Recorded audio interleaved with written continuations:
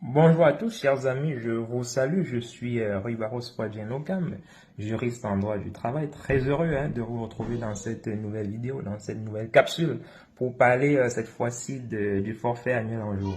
Vous savez, le forfait annuel en jour, c'est une modalité c'est un forfait qui permet aux salariés, n'est-ce pas, de travailler au sein de l'entreprise, n'est-ce pas, suivant un certain nombre de jours qu'on aura défini au préalable, n'est-ce pas, dans une convention de forfait.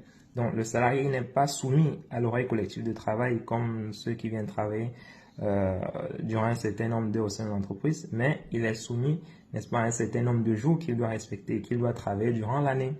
La convention de forfait annuel en jour doit être prévue par un accord de branche étendu ou encore elle doit être négociée, voilà, par un accord d'entreprise justement par l'employeur et les salariés ou encore par l'employeur et les membres du CSE s'il y a des représentants du personnel au sein de l'entreprise.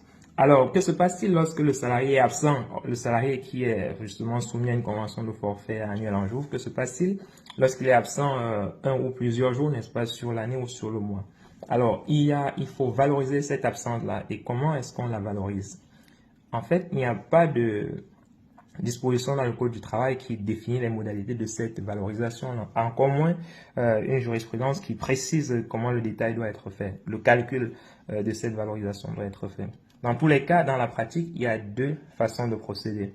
La première façon consiste à prendre la rémunération annuelle brute du salarié et à diviser cette rémunération annuelle brute par le nombre de jours contenu dans le forfait jour du salarié et à multiplier ensuite, n'est-ce pas, par le jour d'absence, le nombre de jours où le salarié a été absent, n'est-ce pas, durant le mois. Ça, c'est la première technique. La deuxième technique consiste à prendre la rémunération annuelle brute du salarié et à diviser, n'est-ce pas, par son nombre de jours contenus dans le forfait, plus les jours fériés chômés payés au sein de l'entreprise et plus les congés payés, n'est-ce pas, acquis par le salarié, les congés payés annuels global. Donc, c'est 25 jours de congés payés. Donc, vous additionnez ces jours contenus dans le forfait, vous additionnez les jours fériés, chômés et payés durant l'année, vous additionnez les jours de congés payés. Et vous allez vous diviser donc, voilà, vous prenez sa rémunération annuelle brute et vous divisez par le nombre de jours que ça aura donné. Et ça vous donne, n'est-ce pas, la valorisation sur la journée d'absence du salarié. Et vous pouvez multiplier ça, s'il a été absent pendant 5 jours, vous multipliez le montant par 5 et vous obtenez de ça la rémunération qu'il faut déduire en fait de sa rémunération mensuelle.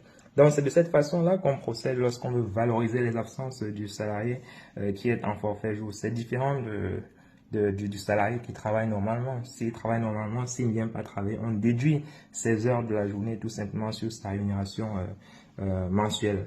Donc, les amis, voilà comment ça se passe un peu en ce qui concerne la valorisation des absences pour les salariés, n'est-ce pas, qui sont soumis à une convention annuelle de forfait en jour.